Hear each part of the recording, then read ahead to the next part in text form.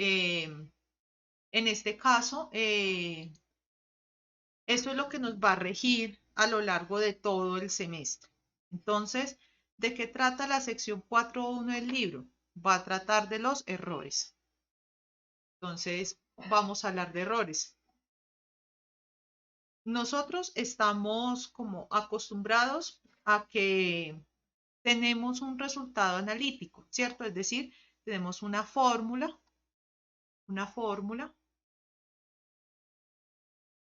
que nos va a dar un resultado, nos va a conducir a un resultado. Ustedes están viendo, ¿cierto? A un resultado que es preciso y que es exacto, ¿cierto? Es decir, ustedes están calculando, por ejemplo, la velocidad de un carro. Entonces ustedes tienen unas fórmulas y ustedes pueden hallar la velocidad de ese carro, pues dependiendo de ciertos factores, ¿cierto? Nosotros tenemos una fórmula. Estos son métodos analíticos. Métodos analíticos. Y entonces a veces aparecen esos métodos en los que tenemos esas fórmulas largas, especialmente, digamos, en áreas como en elementos finitos, ¿qué? En mecánica de sólidos, en fluidos, en varias, tenemos esas fórmulas que nos ayudan como a entender un fenómeno físico de la mejor manera posible. Pero ¿qué pasa? A veces nosotros no podemos emplear fórmulas, no podemos emplear métodos analíticos para hallar soluciones, ¿cierto? Eh, por lo menos hay muchas integrales que no se pueden hacer de forma analítica. Ustedes saben que se puede derivar, por ejemplo, cualquier función. Por muy compleja que sea, se puede derivar realmente de forma analítica. Ustedes tienen las propiedades de la derivada, que la derivada es la suma de las derivadas, que el producto de la derivada, pues ya tiene, pues hay una fórmula. Pero en el caso de la integral, ustedes no pueden integrar cualquier función. Hay integrales que de forma analítica no se pueden resolver. Entonces, cuando aparece un problema que de forma analítica es muy complejo,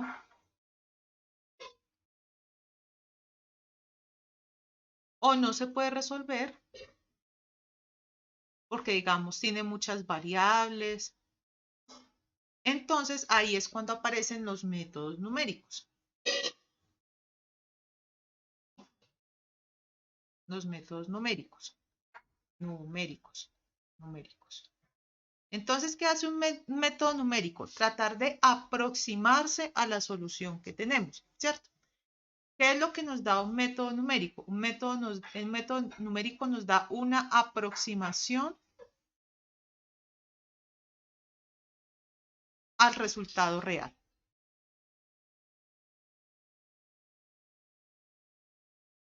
De lo que sea, ya sea una integral, una derivada, podemos emplear un método numérico para resolver una derivada, que necesitamos hallar, por ejemplo, la inversa de una matriz. Bueno, vamos a usar un método numérico para hallar la inversa de la matriz, etcétera.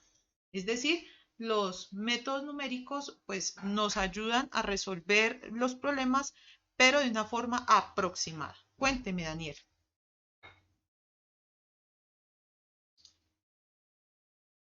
Sí, en este momento estoy grabando la clase. Sí, sí. Entonces, en ese caso, pues retomando lo que les estaba comentando, pues hay unos problemas que realmente no se pueden resolver de manera fácil analíticamente o no se pueden resolver definitivamente. Entonces ahí es cuando surge un método numérico. Entonces, ¿qué hace ese método numérico? Empieza a hacer una serie de procedimientos, y entonces él, digamos, si este es el resultado real, digamos, resultado real, entonces lo que va a hacer el método numérico es tratar de aproximarse a ese resultado real. Entonces, digamos, el resultado con el método numérico me dio acá, con el método numérico, lo que sea que yo esté calculando, con el método numérico. Entonces, en este caso, como nosotros estamos calculando una aproximación, entonces nosotros debemos sacrificar dos cosas. ¿Cuál es la característica de la fórmula? Que a nosotros nos da un resultado preciso y exacto. Es decir, el resultado no va a tener ninguna desviación, no va a tener ninguna incertidumbre. ¿Qué pasa con el método numérico? Entonces, en el método numérico van a aparecer dos factores muy importantes. Método numérico. Numérico. Va a aparecer la precisión, que en el texto aparecía como precision, ¿cierto? Se lo voy a colocar acá en inglés. Precision. Y aparece también la exactitud. Estos son dos factores muy importantes en el método numérico. La exactitud es lo que nosotros conocemos con esta palabrita. Hay que tener mucho cuidado con el inglés porque es que nosotros tenemos muchos sinónimos y resulta que precisión y exactitud realmente para nosotros no es lo mismo. ¿Qué es precisión? Precisión es que, digamos, yo tengo un conjunto de observaciones, ¿cierto? Digamos, yo cojo un método numérico para calcular la temperatura en un sitio, ¿cierto? Entonces, haciendo el mismo procedimiento varias veces, pues me van a dar unos datos que están muy pegaditos entre sí, es decir, que no tienen mucha distancia entre sí, ¿cierto? Esto es lo que nosotros llamamos precisión. ¿Cuál es la exactitud? Entonces eso nos da T igual a 20 grados centígrados, ¿cierto? Y entonces aparece ese más o menos 2 grados centígrados. Entonces todos los datos van a estar como en este conjunto. Obviamente si tengo más pequeño ese rango, de más o menos 0.5 grados centígrados, pues evidentemente voy a tener mayor precisión en el resultado que estoy obteniendo, ¿cierto? Pero el otro concepto es la exactitud. Entonces resulta que es que en ese punto a mí no me tenía que dar 20 grados, a mí me tenía que dar 27 grados, ¿cierto? Entonces resulta que T es igual a 27 grados centígrados y a usted le está dando 20, ¿cierto? Entonces no está siendo exacto, no está siendo preciso tampoco. Entonces, ¿sí ven? Entonces toca volver a hacer el procedimiento y resulta que le da T igual a 20, con el procedimiento anterior, digamos, lo movió acá y le da T igual a 24 grados centígrados. Bueno, ya me estoy acercando a estos 27 grados. Y resulta que hago otro procedimiento, el mismo procedimiento, T igual a 26 grados centígrados, lo que nosotros conocemos como las iteraciones.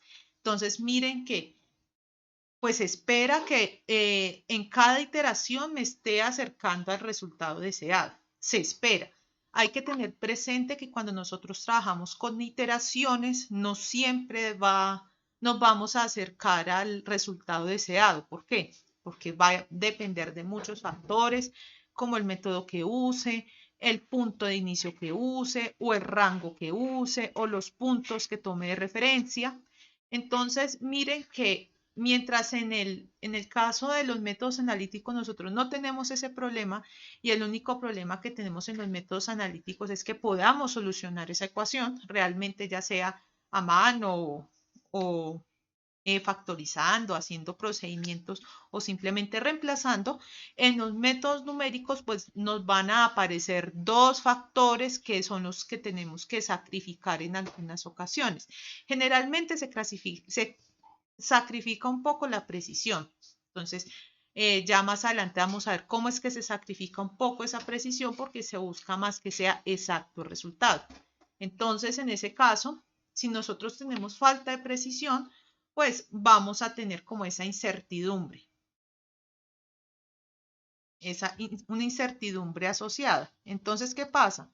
Ustedes les puede dar 20.1, 20.2, 20.3, ¿cierto? Digamos, aquí tenemos un cuerpo y mediante algún método numérico ahí extraño estamos calculando la temperatura de ese cuerpo.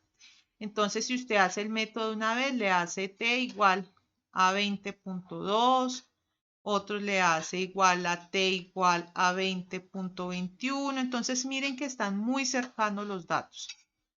t igual a 20.23, pero realmente no estamos buscando un dato exacto, estamos buscando es un dato preciso. Entonces, ¿y cuál es el dato exacto que nos tiene que dar? Bueno, pues que sea 20.2 exacto, que sea el valor exacto, ¿cierto? Entonces, esta precisión está asociada a esa incertidumbre.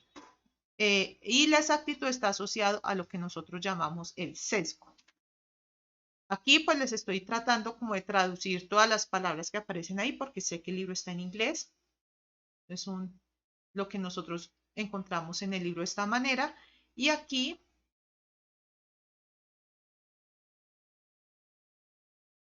pasa eso. Muchas veces esto aparece en donde cuando nosotros tenemos elementos que nosotros no podemos editar.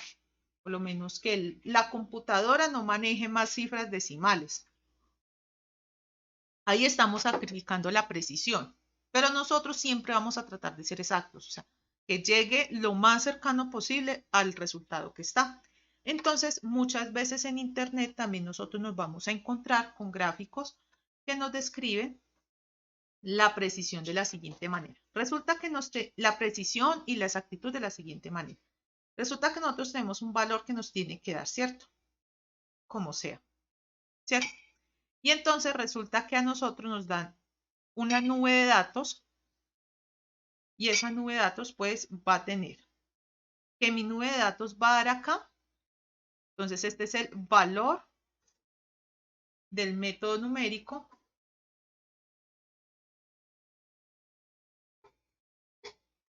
y este va a ser, el negrito va a ser pues el valor real, ¿cierto? Entonces valor real. Entonces, ¿qué es la exactitud? Esperen un momento.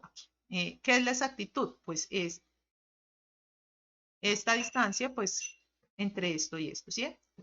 ¿Qué tanto me alejo del valor real? Esta es la exactitud. Entonces yo puedo estar muy cerquita de mi valor real, ¿cierto? Pero entonces yo tengo un conjunto de datos y esos están muy dispersos. Aquí aparece esa campanita de Gauss que nosotros conocemos. Bueno, puede ser una campana de Gauss, bueno, lo que sea. Y entonces aquí van a estar distribuidos todos mis datos. Entonces miren que los datos giran alrededor de un valor, pero no están tan cercanos a ese valor, no están tan pegaditos, podemos decirlo así. Entonces, la forma en que se separan esos puntos lo llamamos la precisión. Entonces, cuando un método, ¿qué es lo ideal de un método numérico? Perdón, esperen un momento, por favor. ¿Qué es lo ideal en un método numérico? Bueno, que en un método numérico nosotros tengamos tanto precisión como exactitud. ¿Esto qué quiere decir? Entonces nosotros volvemos a dibujar nuestra grafiquita.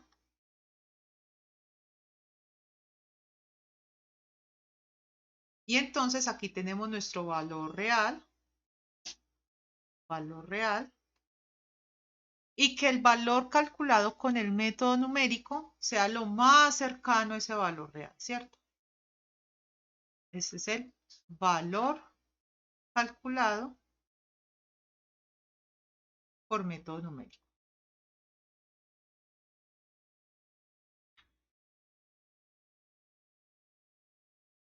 Eso es decir que sea exacto, ¿cierto? Exacto. Exacto entre comillas porque con un método numérico es muy complicado llegar al valor real propiamente dicho. Es muy complicado. Y que los datos, una vez que empecemos a hacer eso una y otra vez, pues que los datos que nosotros hallemos, sea, bueno, ahí me descaché un poquito, pero que este ancho de banda entre los datos sea lo más pequeño posible. O sea que con el método que yo esté empleando es poco probable que yo tenga una incertidumbre, ¿cierto? Lo más pequeño posible.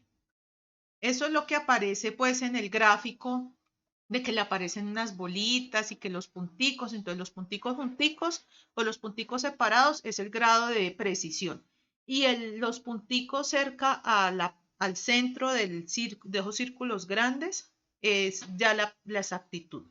Eso es lo que básicamente significa ese gráfico, lo que yo les estoy explicando acá. ¿Hay alguna duda?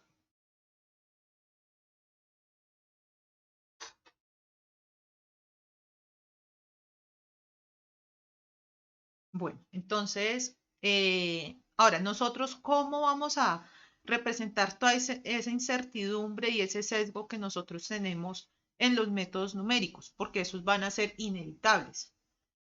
Vamos a representar los dos a través del concepto del error. Entonces, aquí empezamos a hablar del error. Y con el error vamos a representar ambos. Vamos a representar el sesgo y la incertidumbre.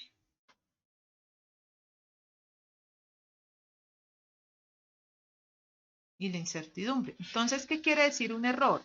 El error es qué tanto se aleja mi dato. Entonces, yo acá tengo mi dato calculado con el método numérico. Dato calculado, dato de método numérico, llamémoslo así. Y acá tengo mi datico real. Entonces, dato real.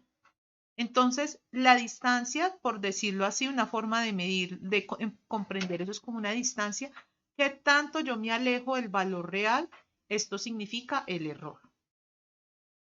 ¿Cierto? Entonces, generalmente nosotros, ¿cómo definimos? Cuando nosotros sabemos que algo está erróneo, ¿cómo sabemos que está erróneo? Porque lo estamos comparando con algo verdadero, ¿cierto?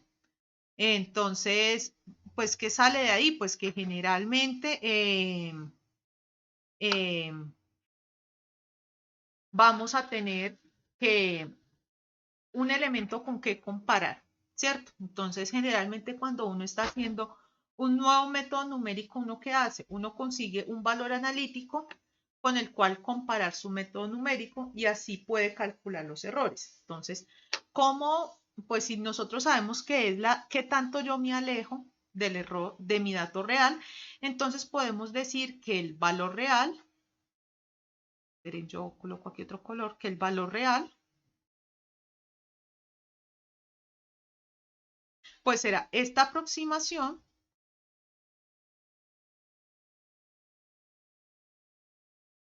más un error, ¿cierto? Más o menos un error realmente, ¿cierto? En realidad estamos teniendo en cuenta la aproximación y el error. Y entonces, ¿cuál será el error? Pues la diferencia, por eso les digo que es como la distancia entre esos dos valores. Entonces, ¿el error qué será? Pues será igual al valor real menos una aproximación a ese valor real. Ahora, ¿qué pasa? Generalmente cuando nosotros aplicamos un método numérico, nosotros no conocemos el valor real. Un ejemplo, nosotros tenemos una función cualquiera, ¿cierto?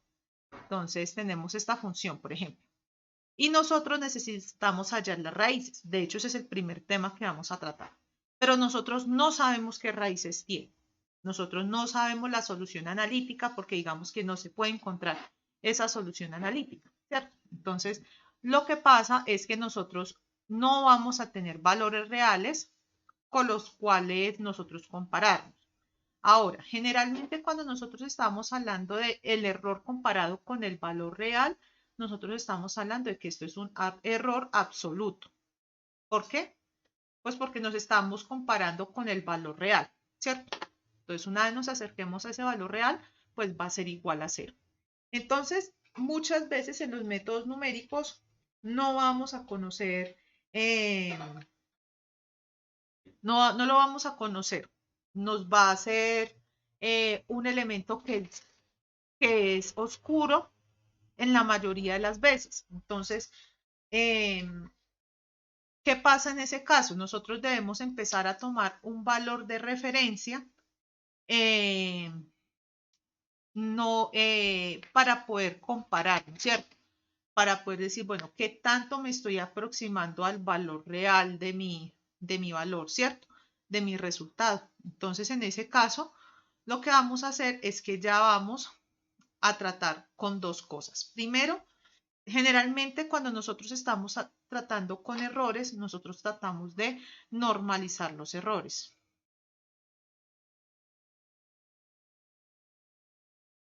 normalizar los errores.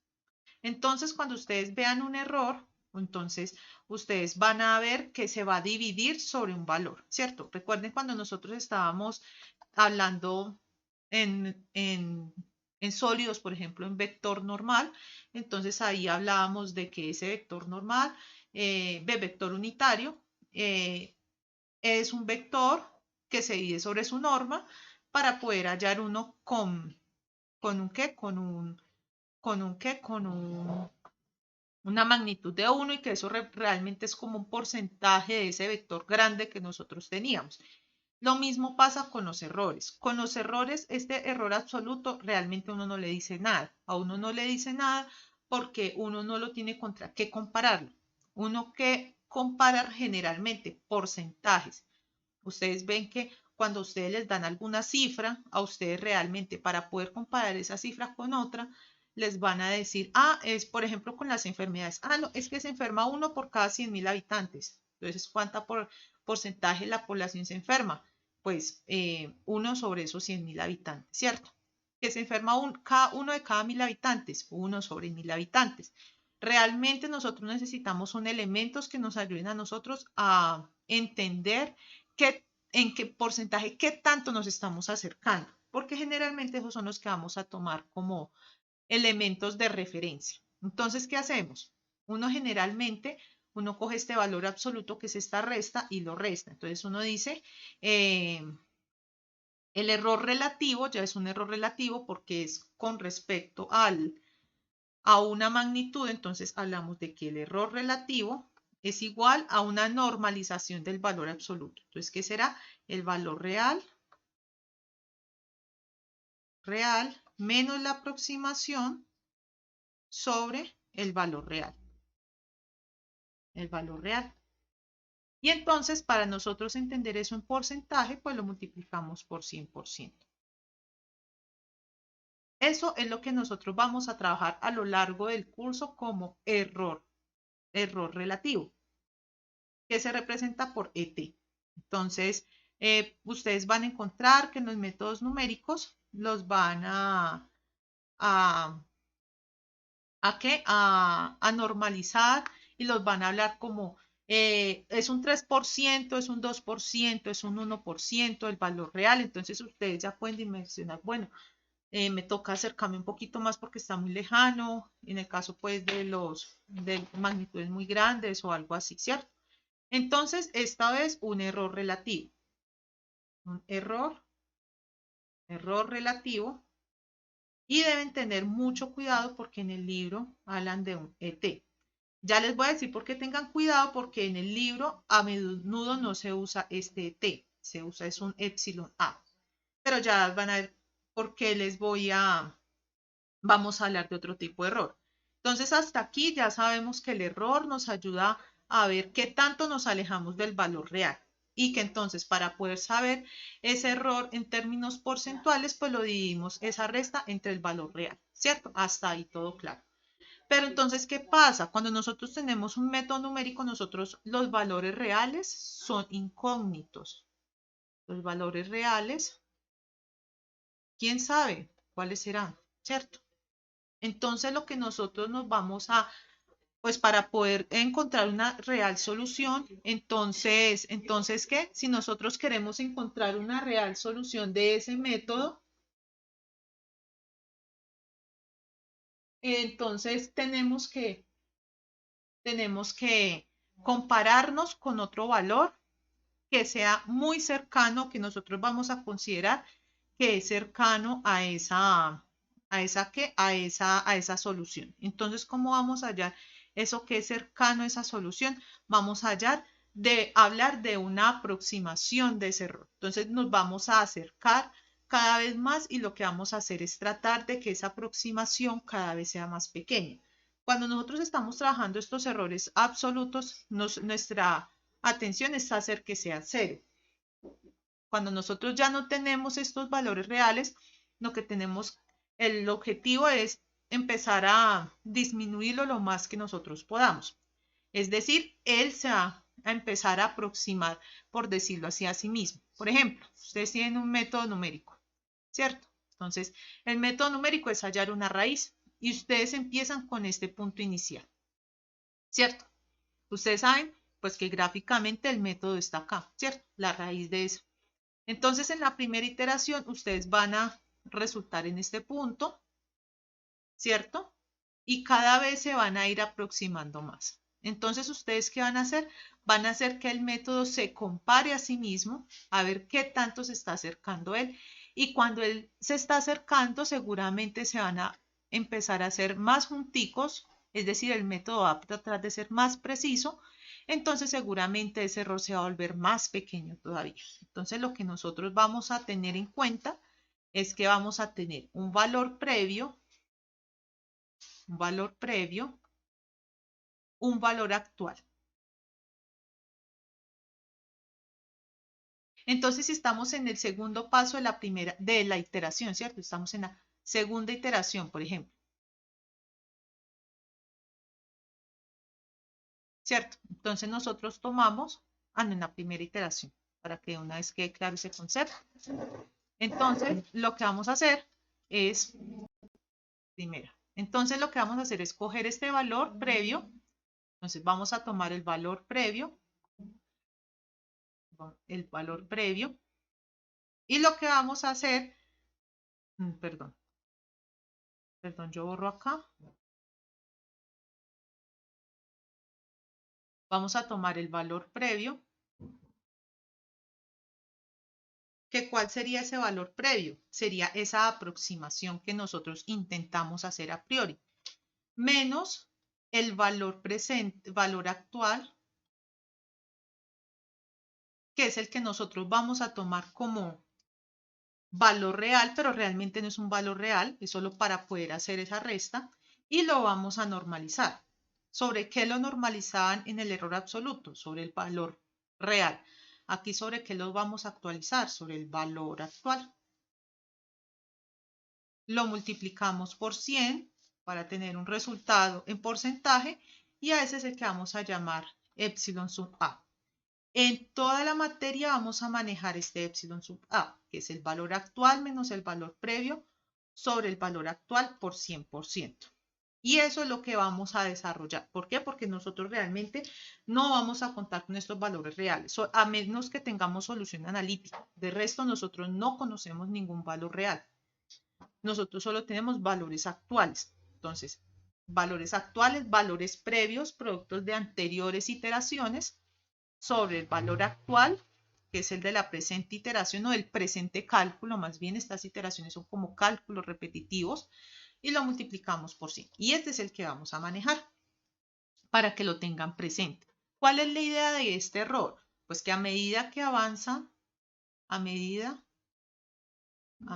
que se avanza en las iteraciones,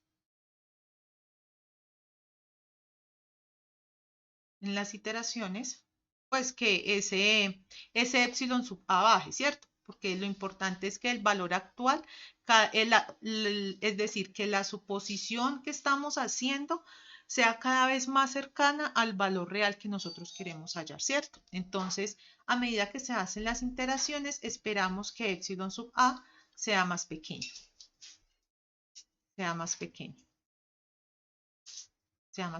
Esperamos, esto es una esperanza. O sea, un deseo, lo que en el libro llaman con esta palabra,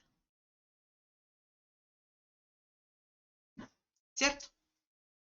Nosotros no queremos desarrollar un método numérico que salga por allá volado, ¿cierto? Y no nos calcule nada. Entonces, esa es la esperanza, ¿cierto? Que nosotros tenemos con nuestros cálculos. Ahora, nosotros no nos vamos a quedar haciendo métodos numéricos toda la vida, ¿cierto? El mismo método numérico, nosotros no vamos a hacer 2000, 3000 iteraciones o 3000 veces el mismo procedimiento, pues para llegar a la raíz, ¿cierto? Nosotros necesitamos lo que se denomina un criterio de parada. Un criterio de parada. Entonces, nosotros, ¿cómo decimos ese criterio de parada?